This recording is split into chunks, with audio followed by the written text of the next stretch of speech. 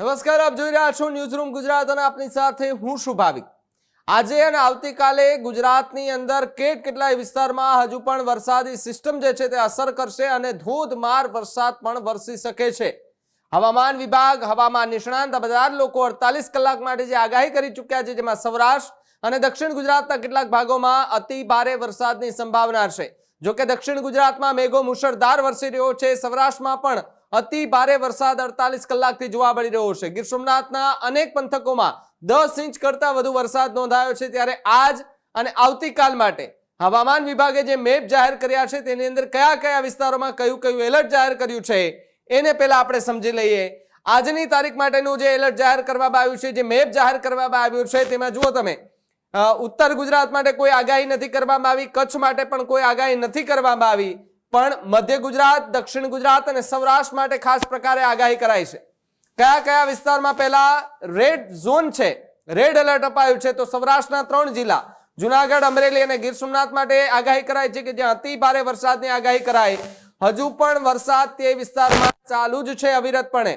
દક્ષિણ ગુજરાતના 6 થી 7 જિલ્લા એવા છે કે જ્યાં હજુ પણ વરસાદ યથાવત છે, જેમાં સુરત, તાપી, ડાંગ, નવસારી, વલસાડ, દમણ અને દાદરાનગર હવેલી અને વાપી। દક્ષિણ ગુજરાતનો આ ભાગ છે તેની અંદર ભારે વરસાદની આગાહી કરાઈ। ઓરેન્જ એલર્ટ માટેની જો વાત કરવામાં આવે તો સૌરાષ્ટ્રમાં દેવભૂમિ દ્વારકા, પોરબંદર, રાજકોટ અને ભાવનગર માટે ઓરેન્જ એલર્ટ જાહેર કરવામાં આવ્યું। યલો એલર્ટ માત્ર જામનગર અને બોટાદ માટે આપવામાં આવ્યું છે કે જ્યાં ગાજવીજ સાથે મધ્ય વરસાદ થઈ શકે છે। અન્યથા જોવા જઈએ દક્ષિણ ગુજરાત અને મધ્ય ગુજરાતમાં કેટલાક ભાગોમાં પણ ઓરેન્જ એલર્ટ જાહેર કરાયું છે। ભરૂચ, નર્મદા, વડોદરા, છોટાઉદેપુર, દાહોદ અને અરવલ્લી માટે ઓરેન્જ એલર્ટ જાહેર કરાયું છે કે જ્યાં ગાજવીજ સાથે મધ્યમ વરસાદની આગાહી કરાઈ।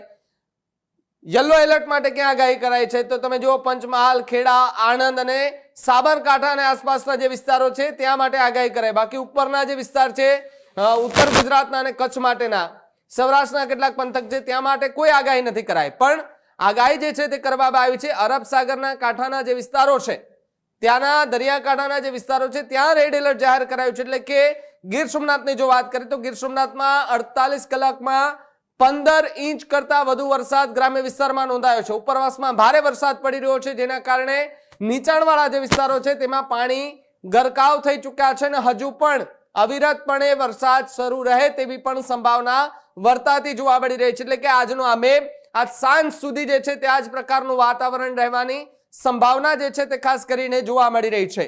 4 તારીખનો આવતીકાલનો મેપ આપણે જોઈ લઈએ। 4 તારીખમાં આગાહી થોડી ઘટી ગઈ છે, વરસાદની માત્રા થોડી ઘટી ગઈ છે, જેમાં ગીર સોમનાથ, જુનાગઢ, અમરેલી અને ભાવનગર માટે જે રેડ ઝોન હતા ત્યાં માત્ર હવે ભાવનગર માટે અતિ ભારે વરસાદની આગાહી કરાઈ। બાકી અમરેલી, ગીર સોમનાથ અને જુનાગઢ માટે ઓરેન્જ એલર્ટ જાહેર કરવામાં આવ્યું છે કે જ્યાં અતિ ભારે વરસાદ પડી શકે છે, અહીંયા ધોધમાર વરસાદ પડી શકે છે। દક્ષિણ ગુજરાતમાં હજુ એ જ સ્થિતિ તમે જુઓ, ભરૂચમાં ઓરેન્જ એલર્ટ અપાયું, નર્મદામાં અને વડોદરામાં ઓરેન્જ એલર્ટ અપાયું છે। બાકી નીચેના જે ભાગો છે, સુરતથી લઈને દમણ અને દાદરાનગર હવેલી સુધીના, એ વિસ્તારમાં રેડ એલર્ટ અપાયું છે। યલો એલર્ટ માટે પણ દક્ષિણ ગુજરાતના કેટલાક વિસ્તારોમાં જિલ્લાઓ જે છે, મહીસાગર, પંચમહાલ અને આણંદ, અહીંયા યલો એલર્ટ અપાયું છે। જ્યારે સૌરાષ્ટ્રમાં પોરબંદર, રાજકોટ અને બોટાદ માટે યલો એલર્ટ જાહેર કરવામાં આવ્યું છે। બાકી ઉપરના જે વિસ્તારો છે, કચ્છ છે, બનાસકાંઠાના જે વિસ્તાર છે, જામનગર અને દેવભૂમિ દ્વારકા છે, ત્યાં માટે કોઈ વરસાદની આગાહી નથી કરવામાં આવી। હજુ પણ જે છે તે આ 2 દિવસ રાજ્યમાં ચોમાસું અવિરતપણે, એટલે કે વરસાદ અવિરતપણે વરસી શકે છે। સિસ્ટમો એક સાથે 5 બની છે, જેની અસર સીધી જ સૌરાષ્ટ્ર અને દક્ષિણ ગુજરાતમાં થતી જોવા મળી રહી છે।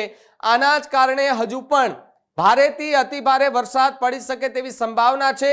સુપર અલ્નિનોની અસર ધીમી ધીમી હવે જે છે તે એમની ગતિ ઓછી થતી જોવા મળી રહી છે ને બધાની સામે વરસાદી સિસ્ટમ જે સક્રિય થઈ છે, પહેલા એક સિસ્ટમ હતી, પછી 3 થઈ અને પછી હવે 5 સિસ્ટમ એકી સાથે જે બની છે, આ 5 સિસ્ટમ બનતા જ સુપર અલ્નિનોને તોડી નાખ્યું હોય તેવા પણ દ્રશ્યો છે કે જ્યાં કેટલાક વિસ્તારો એવા છે કે જ્યાં ભયાનક પૂરની સ્થિતિ છે, કેટલાક વિસ્તારો હજુ પણ એવા છે કે જ્યાં કોરું ધાકોડ છે, કે એમાં કચ્છ હોય, મહેસાણા, સાબરકાંઠા, બનાસકાંઠાનો જે વિસ્તાર હોય, સૌરાષ્ટ્રના કેટલાક પંથક હોય કે ત્યાં હજુ સુધી વરસાદ જ નથી।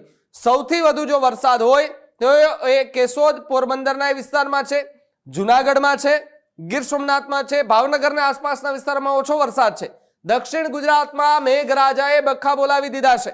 બાકી ઉપરના જે ભાગો છે મધ્ય ગુજરાત અને દક્ષિણ ગુજરાતના, ત્યાં હજુ પણ ધીમી ધારે વરસાદ શરૂ છે અને હજુ પણ આગામી 48 કલાક ભારેથી અતિ ભારે વરસાદ વરસે તેવી પૂરેપૂરી સંભાવનાઓ જે છે તે હાલ જોવા મળી રહી છે.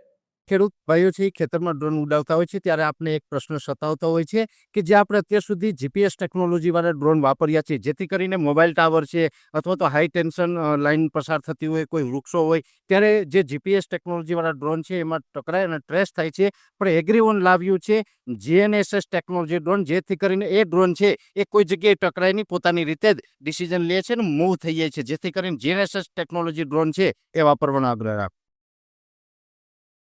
આ જ પ્રકારની તમામ અપડેટ જોવા માટે ન્યૂઝરૂમ ગુજરાતને લાઇક, શેર અને સબસ્ક્રાઇબ કરવાનું ભૂલતા નહીં.